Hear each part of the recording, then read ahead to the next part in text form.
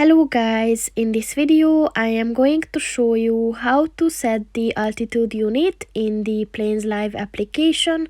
But first I just want to mention, don't forget to subscribe to my channel, because at 10,000 subscribers I am going to show you my whole YouTube revenue statistics and growth strategy, as well as how to make money online.